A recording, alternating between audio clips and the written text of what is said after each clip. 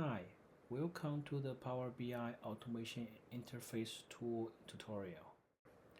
You can trigger dataset refreshes across multiple workspaces using workspace name prefixes, save hours of manual work. It can also export refresh history in one report.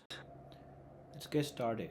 Go to powerbiauto.com to find the link to download the app from the Windows App Store. Then you can type the name PowerBAI from the search box. There are 4 tabs in this app. The third tab is Manage Config Files tab.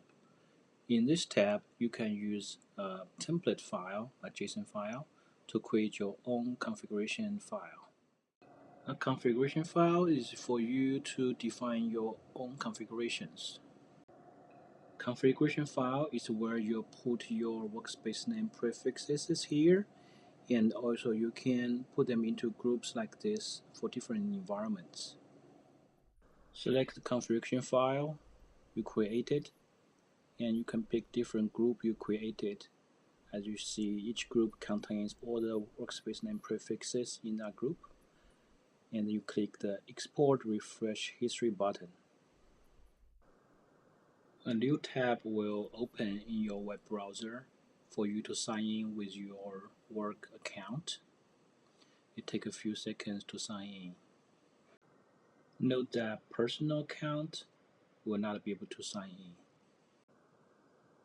You can close the browser window once the authentication is complete. Let's go to the 4th tab, Manage Refresh Reports.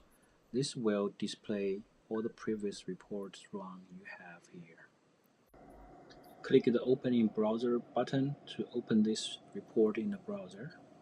This is HTML format report. Click on any dataset here will give you a detailed refresh history. Go back to the 1st tab, Export complete successfully. A new tab will open in your browser to show this HTML format report. Now goes to the 2nd tab. Here is where you can trigger dataset refresh in all the workspaces that match your workspace name prefixes by click the Trigger Refresh button.